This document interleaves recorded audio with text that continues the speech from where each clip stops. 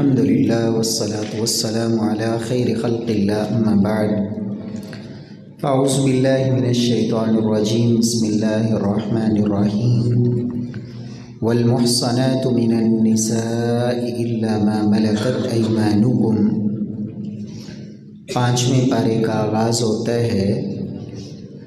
اللہ رب العزت نے چوتھے پارے کے اختتام پر ان رشتوں کا تذکرہ کیا جو انسان کے لیے حرام ہیں، ان سے نکاح نہیں ہو سکتا۔ تو اسی بات کو آگے بڑھاتے ہوئے اللہ رب العزت فرماتے ہیں کہ والمحصنات من النساء، کہ ایسی عورتیں بھی تمہارے اوپر حرام ہیں جو شادی شدہ ہیں اور ان کے شوہر موجود ہوں۔ الا ما ملکت ایمانکم، سوائے ان عورتوں کے جو میدان جنگ میں، جس طرح پہلے جہاد کا ایک سلسلہ، اس میں کافروں کے اوپر مسلمان غلبہ پاتے تو ان کی عورتیں بطور لونڈیاں وہ اللہ رب العزت نے مسلمانوں کے لیے حلال کی تھیں۔ فرمایا وَأُحِلَّ لَكُم مَّا وَرَاءَ ذَلِكُم۔ یہاں ایک بات یہ میں واضح کر دینا ضروری سمجھتا ہوں کہ عام طور پر بعض لوگ اسلام کے اس پہلو پر اعتراض بھی اٹھاتے ہیں کہ یہ جو غلاموں کا سسٹم تھا، لونڈیوں کا سلسلہ تھا، تو یہ کیسا نظام تھا؟ تو یاد رکھیں کہ یہ کام اسلام سے قبل سے جاری تھا، اسلام سے پہلے یہ سب کچھ اسی طرح تھا۔ اسلام نے غلاموں کے ساتھ اچھا سلوک، ان سے حسن سلوک اور برتاؤ اور ان کی آزادی کی ترغیب، اور غلاموں کے حوالے سے جو ان کے اوپر ظلم کیے جاتے تھے، اسلام نے وہ سارے سلسلے ختم کیے۔ اسلام سے قبل ایک ہی لونڈی جو ہے اس کے ساتھ کئی مرد ان کا تعلق ہوتا، تو اسلام نے کہا کہ ایک عورت ایک وقت میں ایک مرد کی ہی لونڈی ہو سکتی ہے۔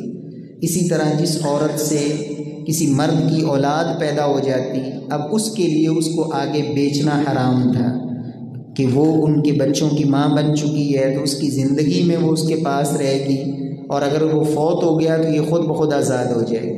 اسی طرح مختلف کفاروں میں غلاموں کی آزادی رکھی، کوئی قسم توڑ دے تو غلام آزاد کرے، کوئی قتل خطا ہے تو اس میں غلام کی آزادی ہے۔ پھر نفلی طور پر غلاموں کی آزادی کی ترغیب دلائی۔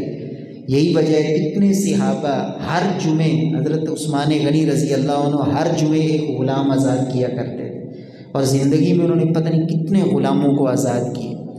تو یہ اسلام کا ایک حسن اور خوبصورتی ہے اس پہلو سے۔ بہرحال اللہ تعالیٰ فرماتے ہیں اس کے بعد وَحِلَّ لَكُم مَّا وَرَاءَ ذَلِكُم، اس کے علاوہ تمہارے لیے جو ہے وہ جو حرام رشتے تھے وہ ذکر کر دیے، باقی عورتیں جو ہے ان سے نکاح کرنا حلال ہے، لیکن اس میں بھی کچھ شرائط ہیں جو حدیث میں ذکر ہوئی ہیں کہ مثلا نبی صلی اللہ علیہ وسلم نے 4 سے زائد عورتوں سے نکاح کرنا اسے حرام قرار دیا۔ قرآن میں بھی اللہ نے اس کا تذکرہ فرمایا، 4 تک کی اجازت دی۔ اسی طرح ہمارے معاشرے میں ایک نکاح ہوتا ہے جس کو وٹے سٹے کا نکاح کہتے ہیں، نکاح شغار۔ تو لا شغار فی الاسلام، یہ اسلام میں حرام ہے۔ ایک تصور یا ایک رائے یہ ہے کہ جی اگر وٹے سٹے کا نکاح جو ہے نا اس میں حق مہر مقرر کر لیا جائے تو پھر یہ جائز ہو جاتا ہے۔ وٹے سٹے کا نکاح یہ ہوتا ہے کہ کوئی کسی سے رشتہ لینے گیا تو وہ اسے کہتا ہے کہ تم اپنی بہن یا بیٹی کا رشتہ مجھے دو تو میں تمہیں دیتا ہوں، اس کو کہتے ہیں وٹے سٹے کا نکاح۔ تو یہ اسلام میں حرام ہے، یہ ناجائز ہے۔ اگر حق مہر مقرر کر بھی لیا جائے پھر بھی یہ جائز نہیں۔ سنن نبی داؤد میں سیدنا معاویہ کی روایت موجود ہے کہ ان کے دور میں 2 شخصوں نے اس طرح نکاح کیا تو ان کو پتہ چلا تو انہوں نے باقاعدہ اپنی حکومت میں زبردستی ان میں جدائی کروائی، حالانکہ انہوں نے حق مہر بھی مقرر کیا تھا، اور تو انہوں نے کہا ھذا الشغار الذی نہی عنہ رسول اللہ صلی اللہ علیہ وسلم، یہ وہی وٹے سٹے کا نکاح ہے جس سے اللہ کے نبی نے منع کیا تھا۔ اور اس کی قباحتیں ہم معاشرے میں پھر بعد میں جو ہے نا وہ اس کے نقصانات اٹھانے پڑتے ہیں۔ قصور ایک کا ہوتا ہے اور 4 گھر برباد ہو جاتے ہیں۔ تو اسلام نے جو کس کام سے روکا ہے اس میں بڑی خیر۔ اسی طرح نکاح حلالہ یہ بھی حرام ہے، وہ حلالہ کا نکاح ہی نہیں ہوتا، وہ حرام ہے۔ اسی طرح نکاح متع یہ اسلام کی ابتدا میں جائز تھا، لیکن بعد میں اللہ رب العزت کے محبوب نے اس کو حرام کر دیا، اور یہ جنگ اوطاس کے موقع پر ہمیشہ ہمیش کے لیے اس کو حرام کر دیا گیا۔ آج بھی کچھ لوگ جو ہے اس کی اجازت دیتے ہیں اہل تشیع، لیکن یہ جائز نہیں ہے، یہ حرام ہے، اسلام میں اس کی اجازت نہیں۔ اس کے بعد 5ویں پارے میں اللہ رب العزت نے دوسرے رکوع کے اندر اس بات کا تذکرہ فرمایا کہ لوگوں آپس میں ایک دوسرے کی جو مال ہے نا وہ باطل طریقے سے نہ کھاؤ۔ اب یہ باطل کا لفظ جو ہے نا یہ بڑا ایک جامع لفظ ہے، تو اس میں تمام وہ طریقے آ جاتے ہیں جو بھی حرام ہیں، چاہے وہ رشوت ہو، چاہے وہ سود ہو، چاہے وہ جوا ہو، چاہے یہ جو قسمت آزمانے والی لاٹری کا سسٹم ہے، تو یہ ساری چیزیں جو ہے یہ اس میں آ جاتی ہیں۔ تو یہ ناجائز ہے، یہ جوا، یہ جو ہے نا رشوت، سود، یہ حرام ہے۔ فرمایا ہاں تجارت جو ہے نا وہ باہمی رضامندی سے جو ہے نا وہ جائز ہے۔ تجارت میں بھی اسلام نے اس کے ضابطے دیے کہ ایک بندہ کسی سے کوئی چیز خریدتا ہے تو اس کو حق ہے کہ جب تک وہ وہاں موجود ہے، ان کی مجلس ایک دوسرے سے الگ نہیں ہو جاتی، تو وہ چیز واپس کرنا چاہے تو وہ واپس کر سکتا ہے، اسے اختیار ہے۔ اور اسی طرح اگر وہ چیز خریدتے وقت یہ طے کر لیتا ہے کہ بھائی میں لے تو جا رہا ہوں لیکن میں واپس کر دوں گا اگر مجھے پسند نہ آئی ہے، اس طرح کی شرط لگا لیتا ہے، تو یہ صورت بھی درست ہوگی، پھر اسے اختیار ہے واپس کر لے۔ بہرحال ہمارے ہاں بعض دکانداروں نے دکان پہ لکھ کے لگایا ہوتا ہے خریدا ہوا مال واپس نہیں کیا جائے، حالانکہ اس حوالے سے اللہ کے نبی کی جو تعلیم ہے صلی اللہ علیہ وسلم، فرمایا جو کسی کا خریدا ہوا مال اس سے واپس لے لیتا ہے کہ ٹھیک ہے بھائی آپ کو نہیں پسند آپ واپس کر لیں، تو فرمایا اقال اللہ اسرتہ یوم القیامہ، اس عمل کے بدلے اللہ قیامت والے دن اس انسان کے گناہوں کو معاف فرما ہے۔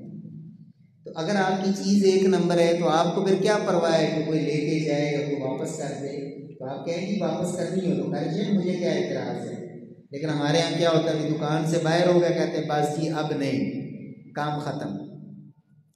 اسی طرح اللہ تعالیٰ نے اس بارے میں اس بات کا تذکرہ کیا ہے کہ مرد جو ہے نا یہ قوام، الرجال قوامون علی النساء، اللہ نے مردوں کو عورتوں پہ حاکم بنایا ہے، تو مرد کو اللہ نے نگران، ذمہ دار، اور عورت کو جو ہے وہ حکم دیا ہے کہ اس کی اطاعت کرے، فرما برداری کرے اور اس کی ماتحتی میں زندگی گزارے۔ تو نبی صلی اللہ علیہ وسلم نے تو بلکہ یہاں تک فرمایا تھا، فرمایا کہ کیف یفلح قوم ولوا امرهم امرا، فرمایا وہ قوم کبھی کامیاب نہیں ہو سکتی جنہوں نے اپنا خلیفہ یا اپنا امیر کسی عورت کو بنا لیا۔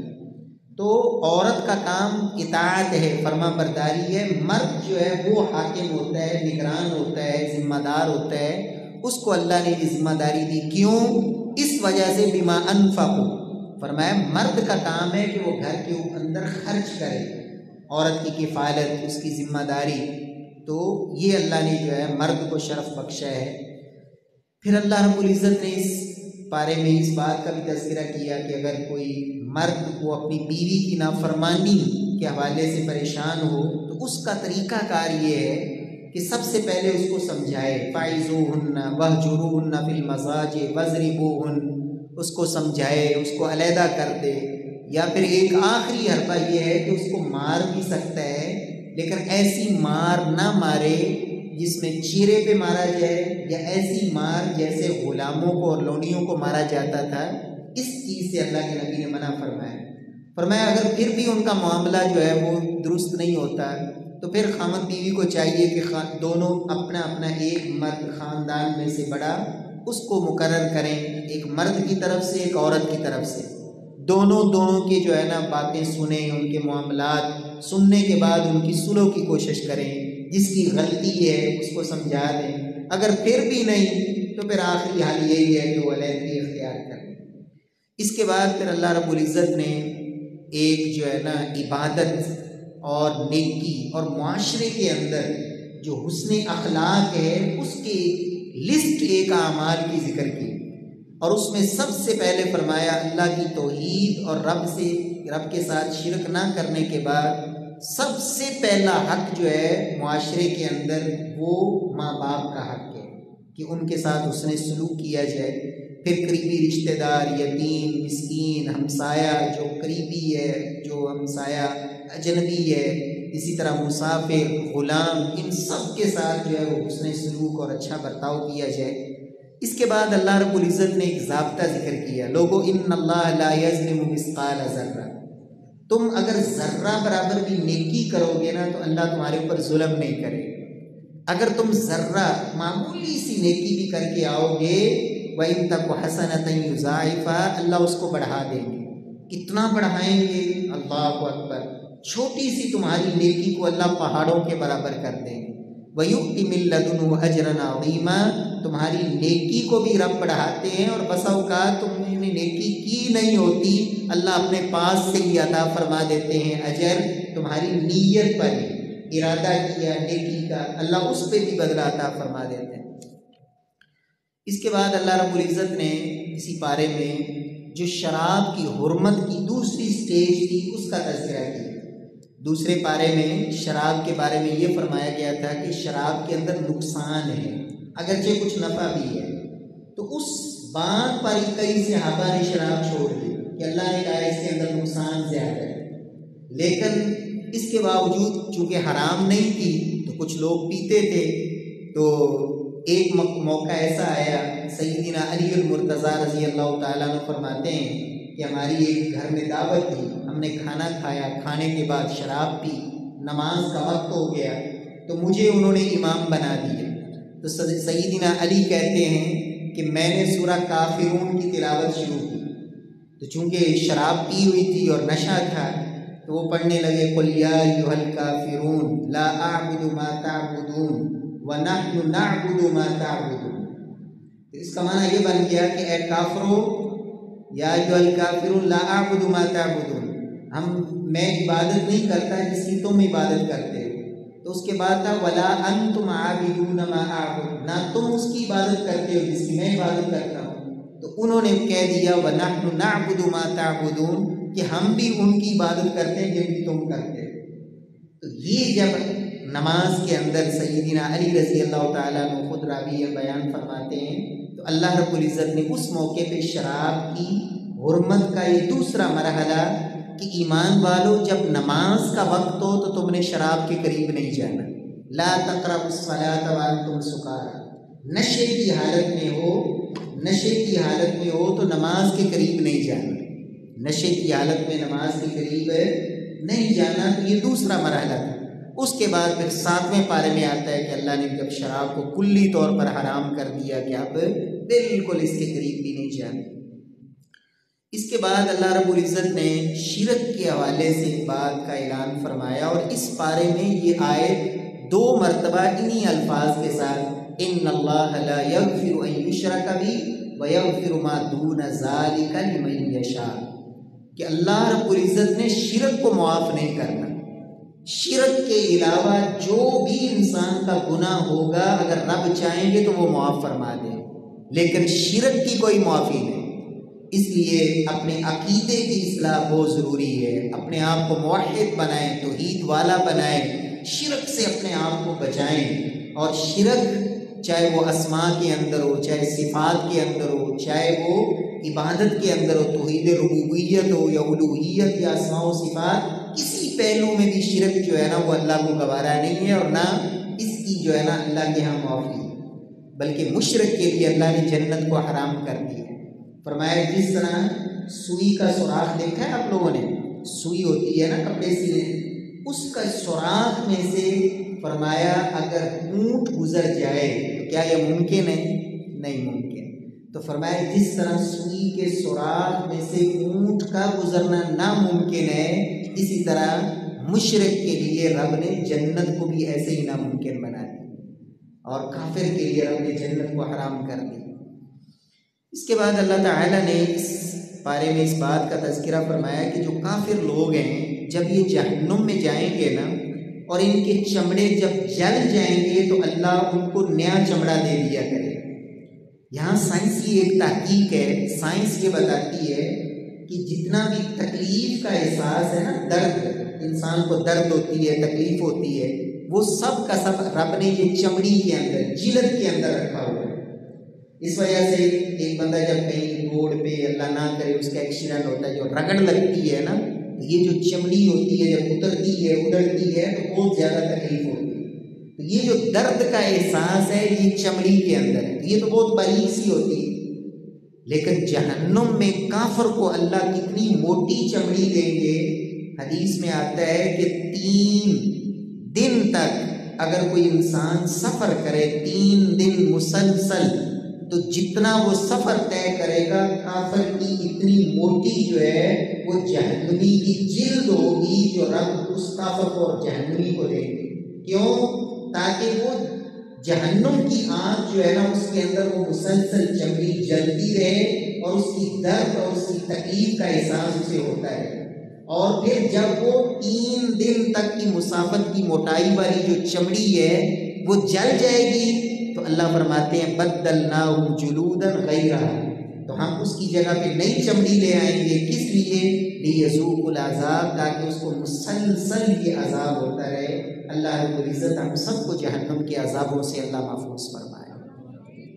نبی صلی اللہ علیہ وسلم کا فرمان ہے کہ جو بندہ 3 دفعہ یہ دعا پڑھ لیتا ہے نا، اللہم انی اعوذ بک من النار، اللہم انی اعوذ بک من النار، اللہم انی اعوذ بک من النار، جہنم سے 3 مرتبہ پناہ مانگ لیتا ہے تو جہنم خود کہتی ہے کہ اللہ اس کو مجھ سے آزاد کر دے، اس کو مجھ سے پناہ دے دے۔ تو یہ دعا اللہم اجرنی من النار یا اللہم انی اعوذ بک من النار، یہ کثرت سے کیا کریں۔ آپ تشہد میں اس وقت تک سلام نہ پھیرا کریں جب تک 4 چیزوں سے پناہ نہ مانگیں۔ تشہد میں یہ اللہ کے نبی کا حکم ہے، درود شریف کے بعد آپ یہ دعا ضرور پڑھا کریں، اللہم انی اعوذ بک من عذاب القبر واعوذ بک من عذاب جہنم واعوذ بک من فتنۃ المسیح الدجال واعوذ بک من فتنۃ المحیا والممات۔ تو یہ 4 چیزیں، اور ایک روایت میں ایک 5ویں چیز کا بھی تذکرہ ہے، اللہم انی اعوذ بک من المأثم والمغرم۔ یہ دعا سب کو آتی ہے نا؟ اللہ اکبر۔ لوگ کہتے ہیں جی یہ جو وہابی لوگ ہیں یہ نمازوں کے بعد دعا نہیں مانگتے، تو ہم یہ کہتے ہیں کہ آپ کو وہ نماز آتی نہیں ہے جو اللہ کے نبی نے پڑھی۔ اگر وہ نماز اور وہ دعائیں آپ یاد کر لیں اور نماز میں وہ دعائیں آپ مانگ لیں تو رب کعبہ کی قسم دنیا آخرت کی کوئی چیز بچتی نہیں جو بندہ نماز میں رب سے مانگ نہ لے۔ اللہم انی اعوذ بک من عذاب القبر واعوذ بک من عذاب جہنم، یہ دعا پڑھا کرے۔ اللہ تعالیٰ ہم سب کو جہنم کی سختیوں سے محفوظ فرمائے۔ اس کے بعد اللہ رب العزت نے اہل ایمان کو ایک ضابطہ دیا ہے کہ ایمان والو اطیعوا اللہ و اطیعوا الرسول و اولی الامر منکم، اطاعت اللہ اور اس کے رسول کی، و اولی الامر منکم، اور جو تمہارے حکمران ہیں ان کی اطاعت کرو۔ لیکن یاد رکھیں کہ پہلی 2 اطاعتیں جو ہے وہ مستقل ہیں، ان کے لیے اللہ نے باقاعدہ اطیعوا کا لفظ استعمال کیا کہ اللہ کی اطاعت، اس کے رسول کی اطاعت، وَأُولِي الْأَمْرِ مِنْكُمْ، یہاں اطیعوا کا لفظ نہیں ذکر کیا۔ مقصد کیا ہے کہ حکمران جو آپ کے اوپر ذمہ دار ہے اس کی آپ نے اطاعت کرنی ہے۔ کب تک؟ جب تک اس کی بات اللہ اور اس کے رسول کی بات کے موافق اور ان کی بات کے ماتحت ہو۔ اگر ان کی بات اللہ اور اس کے رسول کے مخالف ہو تو پھر ان کی بات ماننی بھی نہیں، اس لیے کہ وہ اللہ اور اس کے رسول کی مخالفت میں آپ کو حکم دے رہے ہیں۔ ہاں، اللہ اور اس کے رسول کی مخالفت کا حکم نہیں ہے تو پھر ان کی بات ماننا۔ یہاں سے کچھ لوگوں نے اولی الامر سے جو ہے نا کہا کہ یہاں سے مراد ہے اہل علم، علماء مراد ہے، لہٰذا اللہ کی اطاعت کریں، رسول کی اطاعت کریں اور علماء کی اطاعت کریں۔ اور اس سے پھر انہوں نے ایک مسئلہ جو معروف ہے ہمارے معاشرے میں جس کو تقلید کا مسئلہ کہتے ہیں کہ اولی الامر سے مراد ہے علماء کی تقلید۔ تو بھائی سب سے پہلی بات تو یہ ہے کہ اس سے مراد جو ہے جو جمہور مفسرین نے ذکر کیا ہے وہ یہی ہے کہ اس سے مراد حکمران ہے۔ اگر اہل علم کی مراد لیے گئے تو کیا اس میں 4 اماموں کا نام ہے کہ 4 اماموں کی تقلید کر دی؟ کوئی تخصیص نہیں۔ تو معنی یہ ہے کہ کسی بھی اہل علم سے آپ مسئلہ پوچھ سکتے ہیں، لیکن کب؟ جب وہ مسئلہ آپ کو اطیعوا اللہ و اطیعوا الرسول کے تحت بتائے اور اگر اس کا بتایا ہوا مسئلہ اطیع اللہ اور اطیع الرسول کے مخالف ہے تو پھر آپ پر اس کی بات کو ماننا لازم ہے نہیں ہے. آپ پر لازم کن کی اطاعت ہے؟ اللہ اور اس کے رسول کی. اور اللہ رب العزت نے آگے جا کے فرمایا اسی آیت میں اگلے الفاظ فَإِن تَنَازَعْتُمْ فِي شَيْءٍ فَرُدُّوهُ إِلَى اللَّهِ وَالرَّسُولِ. اگر جھگڑا ہو جائے، اختلاف ہو جائے، پھر حل کیا ہے؟ فرمایا پھر حل صرف اور صرف یہ ہے کہ اللہ اور اس کے رسول کی طرف رجوع کرو. تو جب بھی اختلاف امت کے اندر وہ مٹے گا تو وہ کسی شخصیت کی بات پہ نہیں مٹ سکتا، کسی فرد واحد پر نہیں مٹ سکتا. وہ مٹ سکتا ہے تو اللہ کے قرآن پر اور محمد مصطفیٰ کے فرمان پر صلی اللہ علیہ وسلم. اختلاف تو صحابہ میں بھی ہوئے. سب سے پہلا اختلاف کیا ہوا کہ اللہ کے نبی صلی اللہ علیہ وسلم دنیا سے رخصت ہوئے ہیں یا نہیں. تو سیدنا عمر اختلاف کرنے والے ہیں کہ اللہ کے نبی دنیا سے رخصت نہیں ہوئے. جو کہے گا اللہ کے نبی فوت ہو گئے، عمر کی تلوار اس کا فیصلہ کرے. تو یہ اختلاف ہوا نا، تو کیسے مٹا؟ سیدنا ابو بکر صدیق نے آ کے قرآن کی آیت پڑھی وَمَا مُحَمَّدٌ إِلَّا رَسُولٌ قَدْ خَلَتْ مِن قَبْلِهِ الرُّسُلُ أَفَإِن مَاتَ أَوْ قُتِلَ انقلبتم عَلَىٰ أَعْقَابِكُمْ. تو سیدنا عمر کہتے ہیں مجھے سمجھ آ گئی کہ اللہ کے نبی دنیا سے چلے گئے، دنیا میں نہیں گئے. تو اختلاف مٹ گیا کس کے ذریعے؟ قرآن کے ذریعے. دوسرا اختلاف صحابہ میں یہ ہوا کہ حکمران پھر کون ہوگا؟ قریش نے کہا قریشیوں میں سے ہوگا، انصار نے کہا انصاریوں میں سے ہوگا. کون حکمران بنے گا، کون خلیفہ بنے گا؟ تو اختلاف ہوا، کیسے مٹا؟ صحابہ نے کہا ہم نے اللہ کے نبی سے سنا تھا، آپ نے فرمایا الائمۃ من قریش، کہ میرے بعد جو حکمران ہوں گے وہ قریش سے ہوں گے. تو اختلاف مٹ گیا. تو اختلاف مٹ سکتا ہے کس بات پر؟ اللہ کے قرآن پر اور محمد مصطفیٰ صلی اللہ علیہ وسلم کے فرمان پر. کسی شخصیت کے نام پر اختلاف امت میں کبھی نہیں مٹ سکتا. ہاں فرقے پہ فرقے تو بن سکتے ہیں، اور اللہ کے نبی نے کہا تھا بنی اسرائیل کے 72 فرقے بنے اور میری امت کے 73 فرقے بنیں گے. سب کے سب گمراہ ہوں گے سوائے اس کے ما انا علیہ واصحابی، جس پر میرا اور میرے صحابہ کا عمل ہے. تو ایمانداری سے بتائیں اللہ کے نبی کا عمل کس پہ تھا؟ اللہ کے قرآن پر. اور نبی کے صحابہ کا عمل کس پر تھا؟ اللہ کے قرآن اور نبی پاک صلی اللہ علیہ وسلم کی حدیث پر. یہ باقی سارے تو وجود، ان کا تو وجود ہی بات ہے. تو اللہ رب العزت ہمیں قرآن اور سنت کی طرف رجوع کرنے کی توفیق نصیب فرمائے. یہی ایک راستہ ہے اختلاف امت کا مٹانے کا. فَإِن تَنَازَعْتُمْ فِي شَيْءٍ فَرُدُّوهُ إِلَى اللَّهِ وَالرَّسُولِ. اس کے بعد اللہ رب العزت نے اس پارے میں جو ہے نا اس بات کا تذکرہ کیا کہ جو اللہ اور اس کے رسول کی اطاعت کرے گا قیامت والے دن وہ نبیوں کے ساتھ ہوگا، صدیقین اور شہداء اور صالحین کے ساتھ ہوگا. یہ آیت کب اتری؟ ایک صحابی رات کے وقت اللہ کے نبی کے دروازے پہ بیٹھ جاتے ہیں کہ سارا دن تو صحابہ خدمت کے لیے موجود ہوتے ہیں، رات کو کوئی نہیں ہوتا. تو شاید رات کی کسی گھڑی اللہ کے نبی کو کوئی حاجت پیش آ جائے تو میں خدمت کے لیے تیار ہوں. کون تھے؟ حضرت ربیعہ بن کعب. تو نبی صلی اللہ علیہ وسلم ایک دن فرماتے ہیں کہ ربیعہ مانگو، کیا مانگتے ہو، کیا چاہتے ہو؟ تو انہوں نے کیا کہا؟ اے اللہ کے نبی مجھے جنت میں آپ کا ساتھ چاہیے. سبحان اللہ. دنیا نہیں مانگی، مانگ سکتے تھے نا کہ ہمیں دنیا میں یہ مل جائے یہ مل جائے. کیا کہا؟ مجھے جنت میں آپ کا ساتھ چاہیے. تو ہم بھی چاہتے ہیں کہ نہیں اللہ کے نبی کا اللہ ہمیں ایک ساتھ نصیب فرما دے. تو کیسے ملے گا؟ اللہ کے نبی سے سچی محبت. اور وہ محبت کیسی؟ اطاعت والی، فرما برداری والی، صرف زبانی کلامی نہیں. یہ نہیں ہے نا ایک پوتر اپنے ابے کو کہے کہ ابا جی تھوڑے نال پیار بڑھائے، باپ کہے کہ بیٹا جاؤ پانی کا گلاس لے کے آؤ، کہ ابا جی پیار سے بڑھائے کر پانی نہیں لے کے آؤ. کون کی کرنا ہے؟ ڈنڈا پکڑ لے.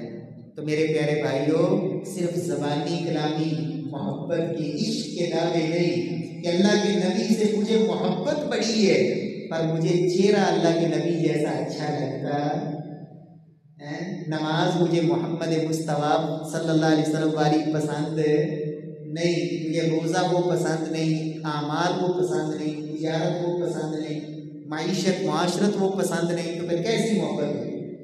تو حضرت ربیہ کو اللہ کے نبی نے کہا پھر کیا کرنا ہے، میرا ساتھ چاہیے، تو پھر کثرت سے سجدے کیا کرو، کثرت سے کیا کیا کرو؟ سجدے۔ اور اللہ نے یہ آیت اتار دی، جو اللہ کی اطاعت کرے گا، اللہ کے نبی کی اطاعت کرے گا، اللہ اس کو نبیوں کا ساتھ نصیب فرمائیں گے۔ اللہ رب العزت ہم سب کو بھی اپنے محبوب کی اللہ رفاقت نصیب فرمائے۔ اور سیدنا انس کہا کرتے تھے، اللہ اکبر، کہتے تھے کہ اللہ کے نبی نے کہا ہے بندہ دنیا میں جس سے محبت کرتا ہے قیامت والے دن اس کے ساتھ ہوگا۔ تو سیدنا انس کہتے تھے اللہ کی قسم مجھے اللہ کے نبی سے محبت ہے، ابو بکر سے محبت ہے، عمر سے محبت ہے، میں ان جیسے عمل تو نہیں کر سکا لیکن ان سے سچی محبت کی وجہ سے میرا یقین ایمان یہ ہے کہ اللہ مجھے ان کا ساتھ نصیب فرمائے۔ تو ہمیں بھی اگر یہ محبت سچی ہو گئی انشاءاللہ تو اللہ ہمیں بھی اپنے محبوب کی رفاقت اور اللہ ان کا ساتھ نصیب فرمائیں گے۔ اللہ اکبر۔ اس کے بعد جو ہے نا اللہ تعالیٰ نے اس بارے میں موت کا تذکرہ کیا ہے کہ لوگوں جہاں مرضی بھاگ لو، مضبوط دیواریں، مضبوط قلعے، بند ہو کے بیٹھ جاؤ قبروں کے اندر، موت وہاں بھی پہنچ جائے گی۔ موت سے چھٹکارا بھاگ نہیں سکتے موت سے، اینما تکونوا یدرککم الموت۔ پھر اللہ رب العزت نے یہاں شفاعت کا تذکرہ کیا، سفارش، اچھی سفارش، نیکی کی سفارش کرنی چاہیے، اللہ تمہیں بھی صلہ دے، لیکن گناہ کی سفارش فرمایا یہ حرام ہے، اگر کرو گے تو تمہارے اوپر بھی وبال اور بوجھ ہوگا۔